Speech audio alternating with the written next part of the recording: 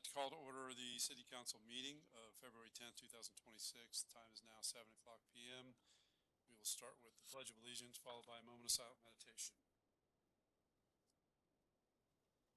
Allegiance to the flag of the United States.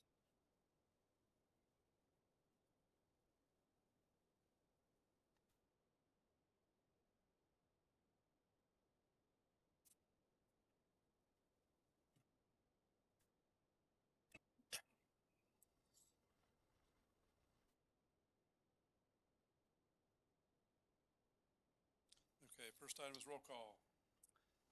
Mayor Scott Nickel. Here. Deputy Mayor Adam Dyer. Here. Councilmember David Nutt. Here. Councilmember Susan Romy. Here.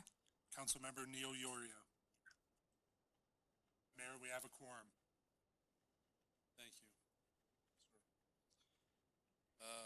Okay, no excusable council members, so we'll move on to additions, deletions, or changes to the agenda, if any. Does anyone in council have any changes they'd like to see? None. We will move on to presentations, proclamations, and introductions. Anything? Okay, nothing on there. All right. This is easy. I jinxed it, didn't I? All right, item number 7, approval of minutes from the regular city council meeting of January 13th, 2026. Anybody have any changes want to see on that? Okay, I'll sign those into and then also for the boat and trailer workshop from January 14th, 2026. Any changes? All right, sign those. Item number 8, city manager report. Yes, Mr. Mayor, council members, residents watching here at home, a couple action items, one to be walked on the agenda. Staff received a proposal costing $9,100 to do a traffic study regarding the recently requested yield sign issue on Banana River Drive, Pine Tree Drive.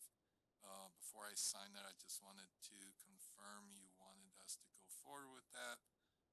One person asked me to not sign it before this meeting. Okay. Does anyone have any questions or comments? I have one question. Okay. I believe a number of years ago, the city looked at that intersection and tried to determine an alternate way of aligning those roads to make them more traffic friendly. Yes. And what was the outcome of that?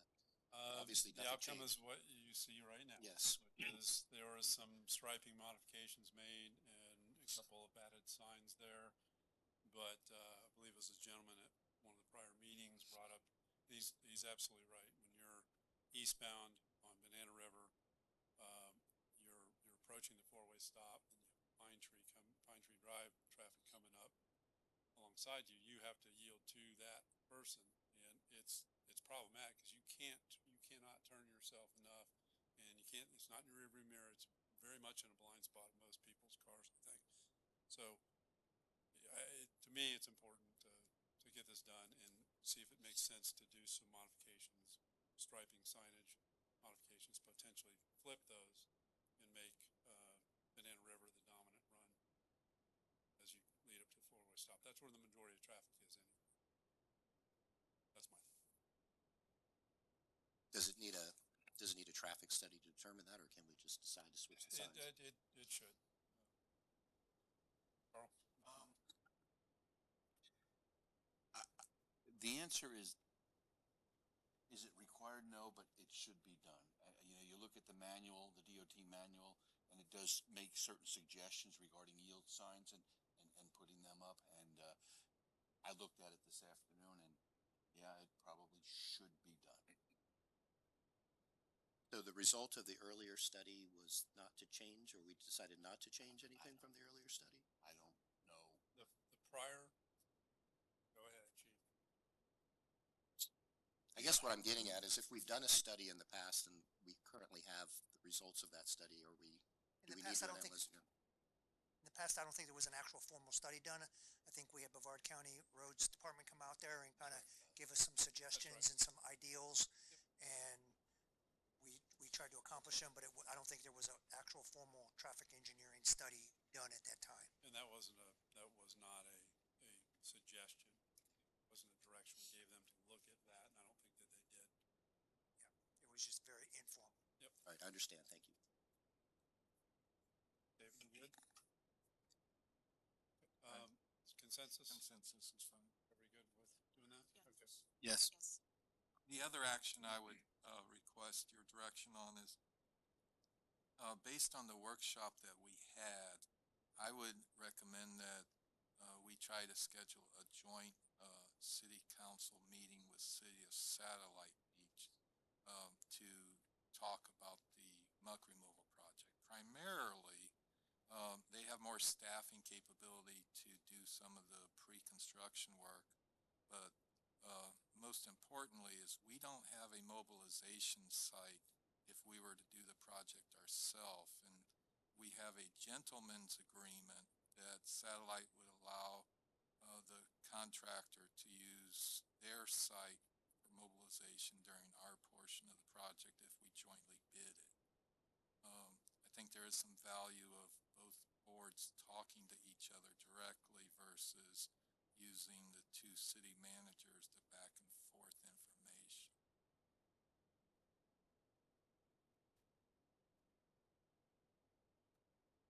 From my understanding, their last discussion, they were inclined to do the Grand Canal and not the Finger Canals.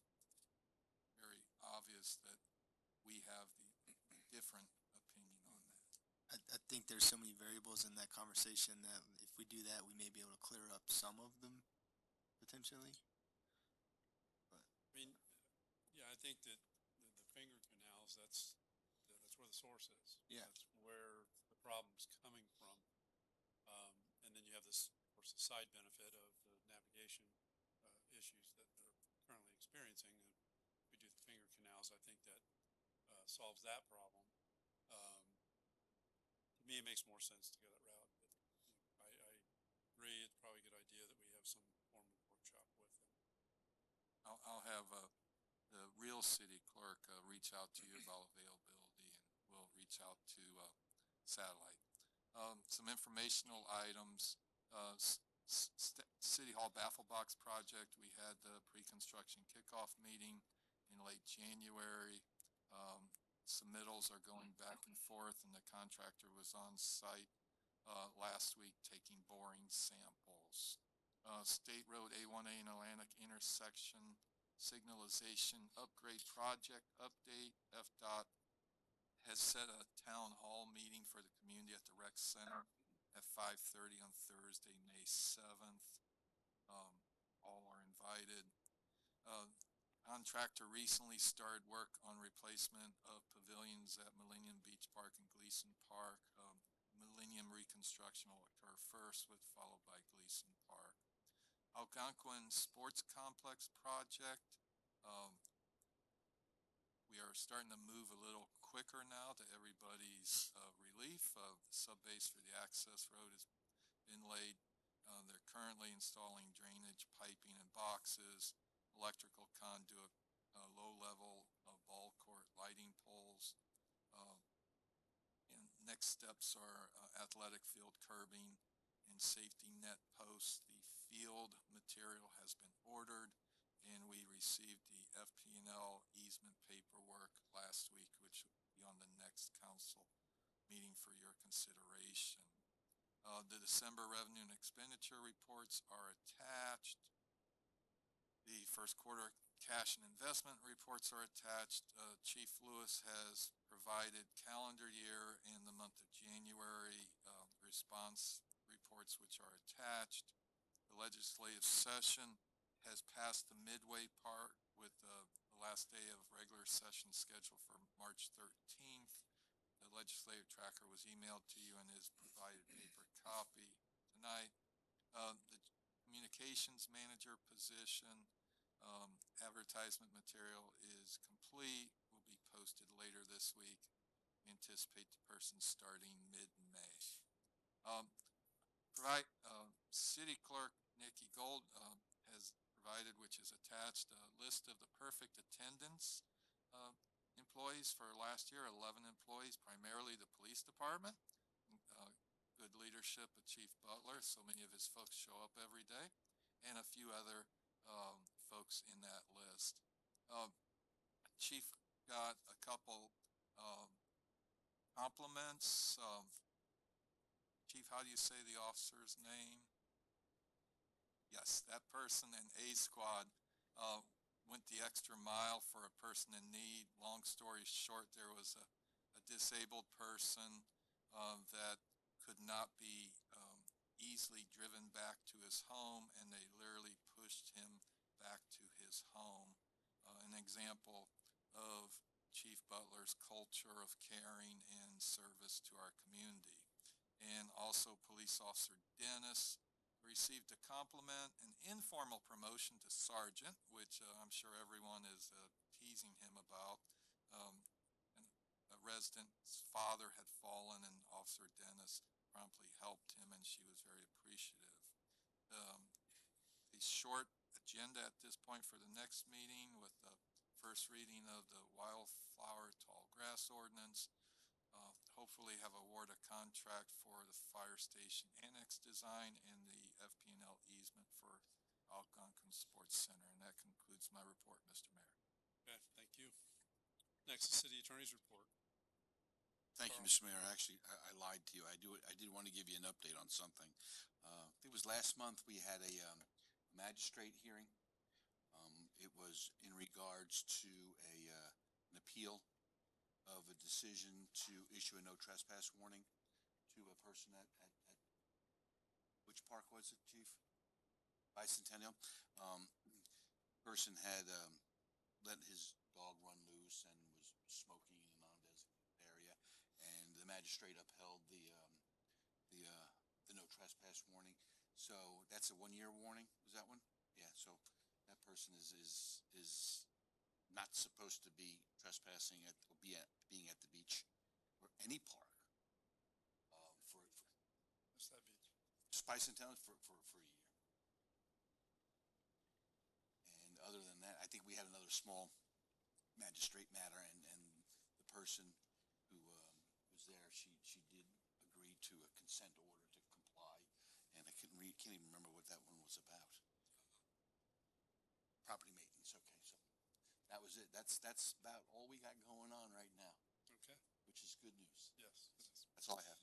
All right, next is council comments. I'm going to start down at the other end. David always gets stuck last, so no disrespect to our deputy mayor, but Councilmember Nutt. See, it worked. It worked. Councilmember Yorio. Yes, one comment, and it has to do with the weather we had recently. So on February the 1st, we experienced a hard freeze in Indian Harbor Beach, which is a very rare event. The last hard freeze that I experienced with relation to the effects on the plants was in 1989, the famous Christmas Eve of 1989 freeze.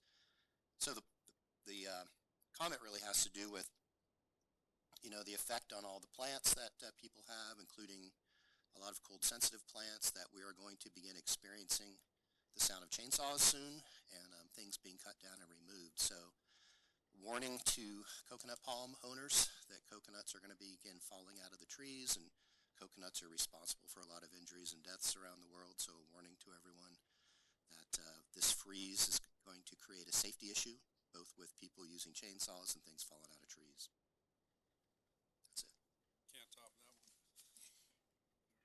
All right, Councilmember Romy. Okay, I attended the Florida League of Cities Institute for Elected Officials Conference, and it was such a good learning experience. And I learned, aside from that Jacksonville has 19 people on their city council, a big thing that they push and were trying to teach us was that when you do parks or statues and whatnot, to have them named after the city as much as you can. And that falls in line with something John has been saying about the veterans statue that we want to do in Gleason. And I'm happy to tell you that we were able to find a statue. Todd in Public Works will be creating the concrete pedestal, and that is going forward, and it will just be an Indian Harbor Beach statue as opposed to being sponsored by someone. And along with that statue, when it is finally done, it hopefully will coincide, if everything goes well tonight, with the golf cart parade we were thinking of for the 250th America celebration. So it all went full circle. Thank you. Deputy Mayor Dyer. I had the opportunity to go up to Tallahassee with the advocacy committee with the Florida League of Cities, and I just want to say I think we got some good ones in our area. Senator Mayfield and Representative Brian Hodgers. I spoke with both of them. They're both very aware of our local issues, and they were very receptive. And I think they're going to continue to advocate for us. Also, speaking of aware, I wasn't aware that we had a time capsule, and I'm looking forward to that coming up pretty soon. So I'm looking forward to that and excited. So July 4th, I believe. Very good. And I do not have anything to add. All right, next is public comments on non-public hearing agenda items only. If anybody wishes to speak on a non-public hearing item, come on up. Seeing none, we'll go on to new business, which is item 10. 10A is public hearing and second reading of ordinance number 2026-02, which is intersection line of sight.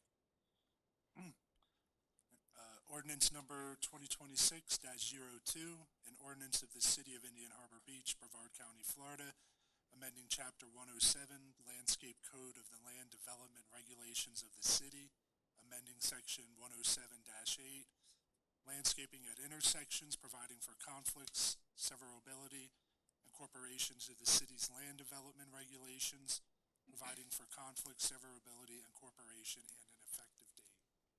Okay, thank you. This is a public hearing. I will open this item up to the public. If anyone wishes to come up and speak, come up, state your name and address. You'll have 3 minutes.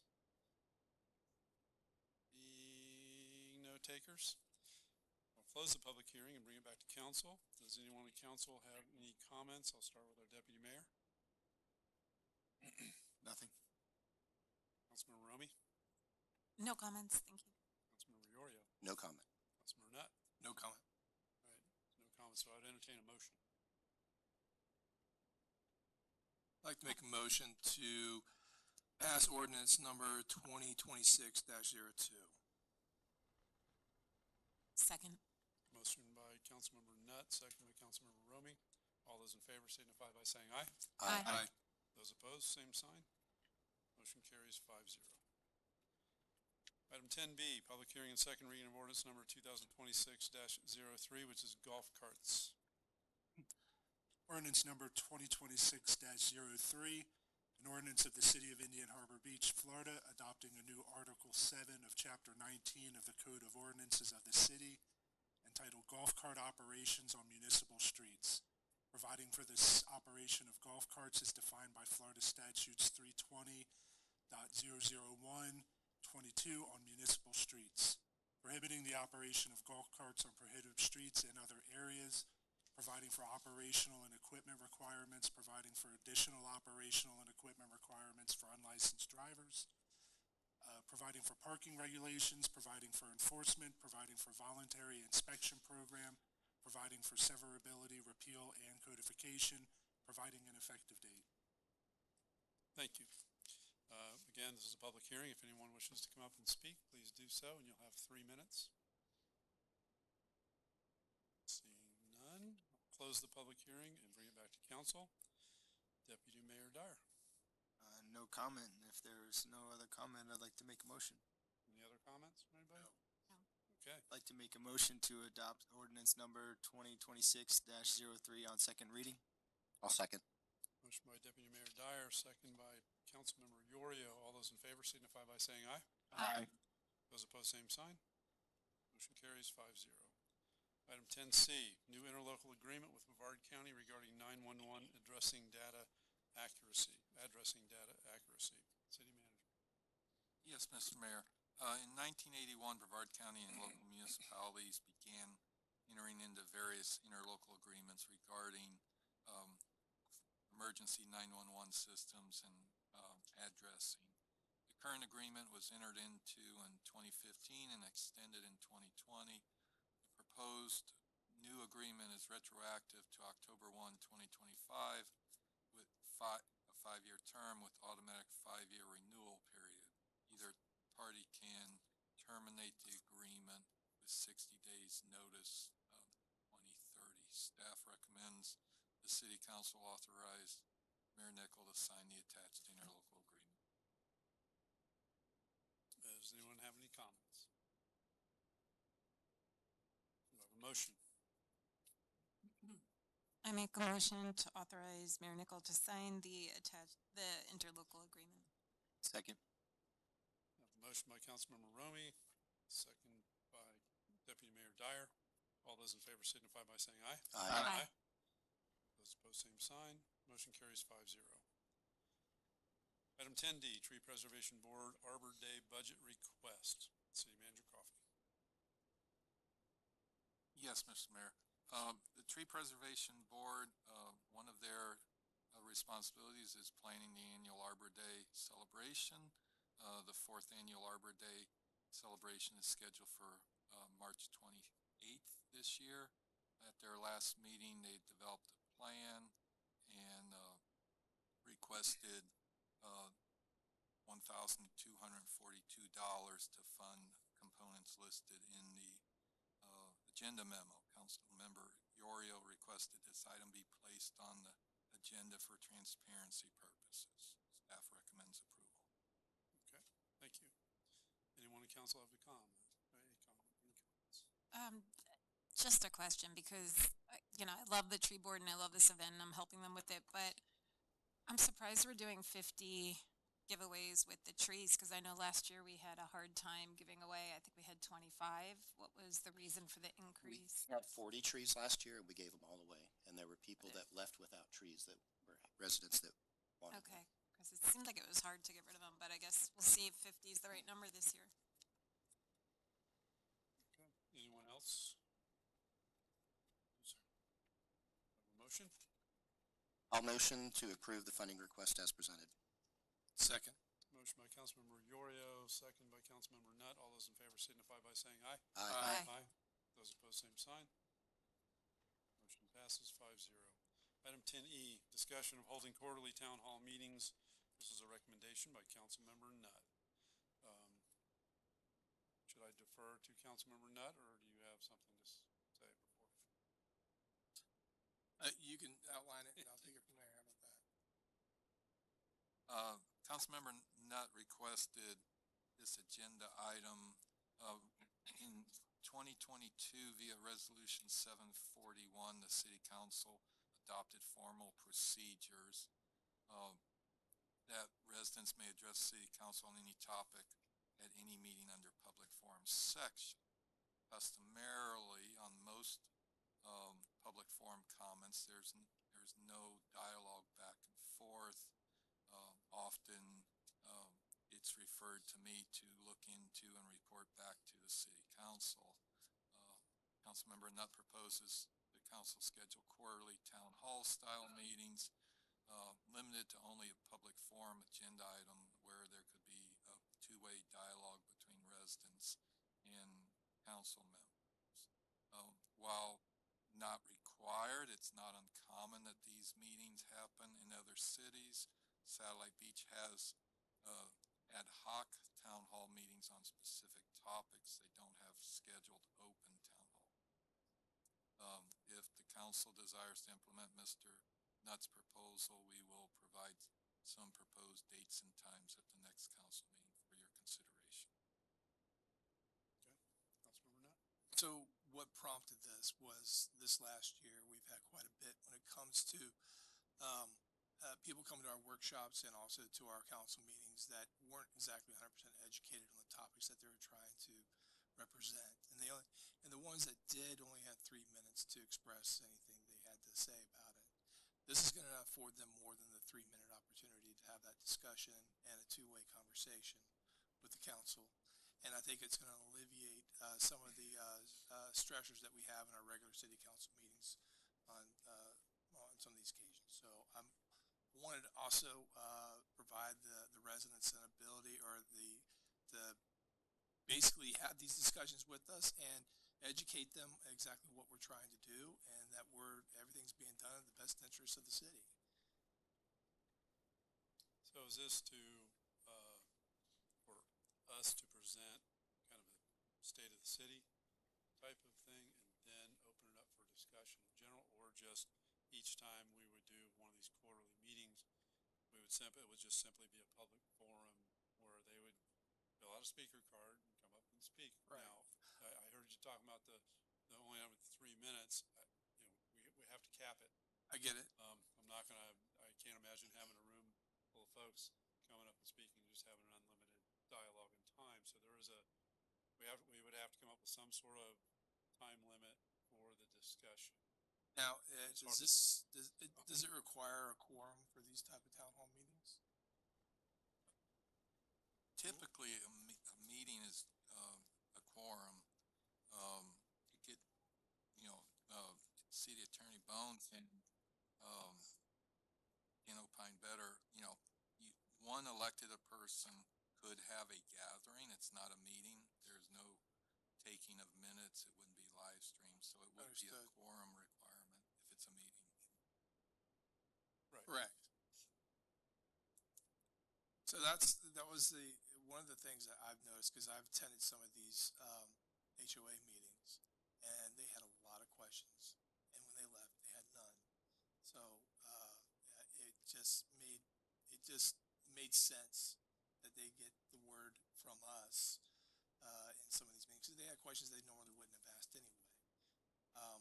So that's where this idea came from, and I've seen it done in the other cities. Obviously, we know that they do. And how we want to do it, I think that's something we can discuss as a council and how we want to go about doing it. But I wanted to make sure there's an opportunity for the citizens to be able to have more than just a 3-minute opportunity once in a while on specific agenda items only. And there's other things that are in the city they want to discuss.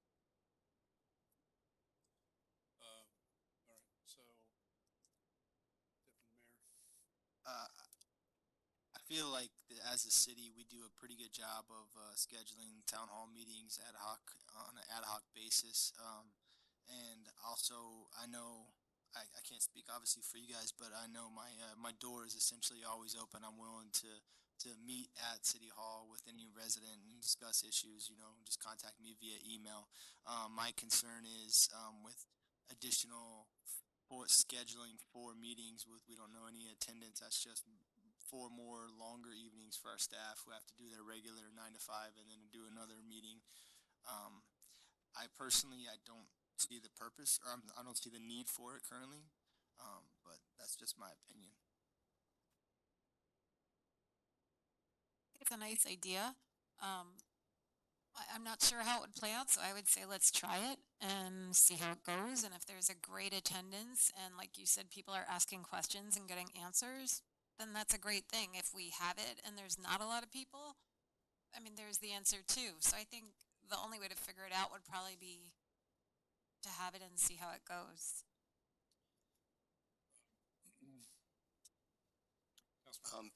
So I agree with Deputy Mayor Dyer's comments that when we have a particular item that we want to discuss, we have a workshop that are generally well attended.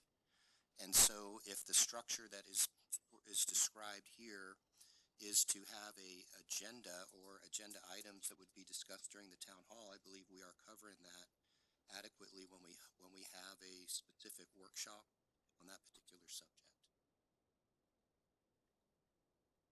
Yeah, I understand where you're going with it, with the idea. And I don't necessarily disagree with it. It does get into a question of the opportunities people have to come before us and have discussion with us. And yes, it's not as much of a discussion as a town hall type scenario would be, potentially. But, I think we take off, I think we have 2 meetings a year that we don't come to,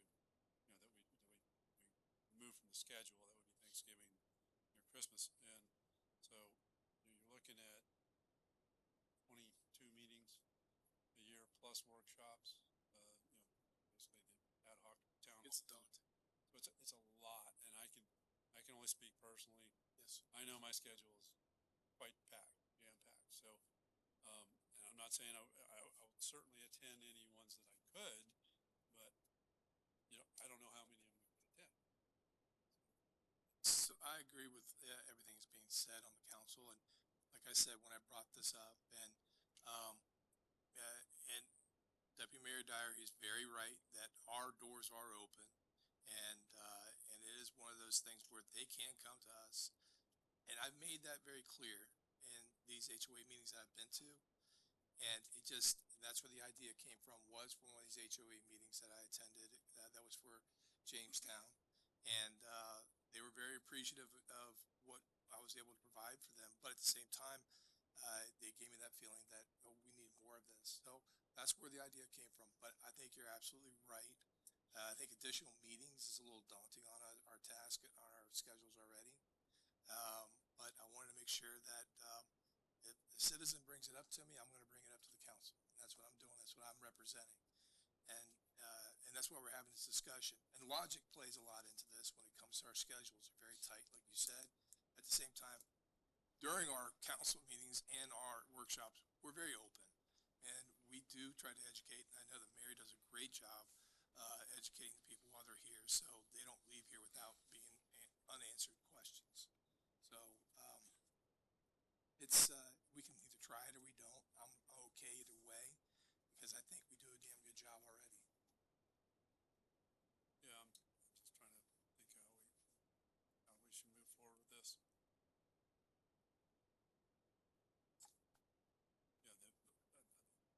the option would be at the tail end of a select very few council meetings that we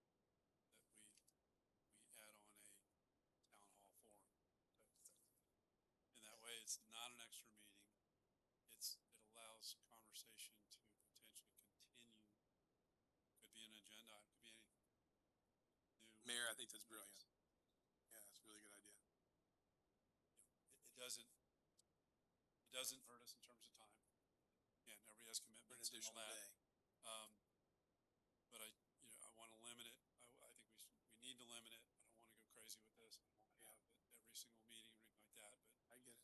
perhaps we start out and do it twice a year, and then if it looks like it's successful and it's being well received and it's not killing us, we're not here till midnight, then, perhaps it's valuable, then I think we're all interested in, doing certain things. I'll be curious to see how this goes. I say we do it on, potentially a trial basis. If you guys are okay with doing that, that's fine. And also, frankly, if one of us has to leave, we can check out and go.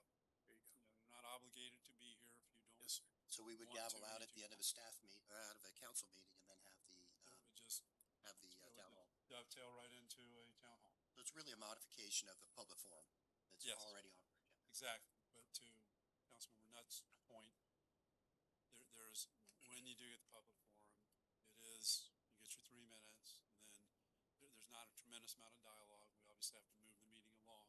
We're taking that information in. But, especially when we get a controversial item, when we have, 15, 20 speakers, we don't have that ability to do that. One of the things that you did do that came from a complaint that one of the residents had was that not being able to comment on an agenda item prior. We changed that kind of rule as far as them being restricted to their comments at the end of the council meeting. So after decisions are made on any particular ordinance that we're trying to pass. So I think we were able to accommodate them that way. So we've already answered some of those questions. Concerns. I only have a couple, just logistic questions. Like, is that technically a public meeting that we need to post a specific time for? And then if say our meeting goes over that time period, because it has to be posted prior to like sunshine law, stuff like that? Our agendas are posted as a start time. There's never an end time. But I'm talking about the town hall. Is that a separate? It'll be just on that agenda, whatever agenda we choose to put it on as like you said, as an add-on at the end. Right after. So public it'll be on forum, the agenda Okay. posted. Town hall. Yes. Gotcha. Okay. I think what Adam's comment is about is if we advertise it as a town hall and we say it's at, say, 8:00 at night, and our council meeting runs over 8:00, or, legit timing the town hall to start after the end of a city council When you meeting. I don't post that think we do. agenda, it'll say 7 o'clock, and then Ye- the agenda will have at the end, you know, Yeah, I don't some think we do a time certain. explanatory note that says this will be discussed at the end of the town hall meeting, city council meeting. So that was my question. It covers us as long as we post Yeah. it. Okay, There perfect. wouldn't be a time certain No. start date or start time for the town hall. Town It'd hall, simply it- be, we What would it'll let do- people know, try to let people know through our website and Facebook and whatnot. explanatory a note will say immediately after the Right. the city council meeting is adjourned, then you'll go into the town forum. So, and as you said, it's somewhat voluntary. If a council member has to leave, they're not gonna be penalized for leaving that meeting, and, you know, very informal. Um, I appreciate you entertaining it. you agree with that approach? I do. Okay. Thank you. All right, very good. Next is public forum. Anybody in the audience wishes to speak? If you haven't filled out a speaker card, please do so. Kind of wake up, it's your turn. Adam Lucy.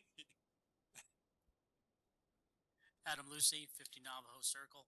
I just wanted to thank the council for approving the funding request for the Arbor Day. Last year, I think the first Arbor Day as organized by the Tree Preservation Board, I think it was a big success. I think this year is going to be hopefully even better. As Councilmember Yorio commented on chainsaws, I don't think we'll have any problem giving away free trees and plants to folks. I think the Tree Preservation Board's off to a really strong 2026 with our recent approval of the tree management plan, the tree inventory complete. I think we're finally, I don't want to say finally, but I think we're on a strong track to improve the canopy and the overall tree and plant health of the city. So thank you again. Thank you. All righty. No other takers. John, I thought there was somebody who was going to, who said wanted to give a little presentation. Okay, future meeting. Okay, very good. All right, I would entertain a motion to adjourn. I'd like to make one adjourn. Second. Oh, it's a close one. I'm gonna give that one to Deputy Mayor Dyer. And, Councilmember Yorio gets the second. All those in favor, signify by saying aye. Aye. Those opposed, same sign. Motion carries 5-0.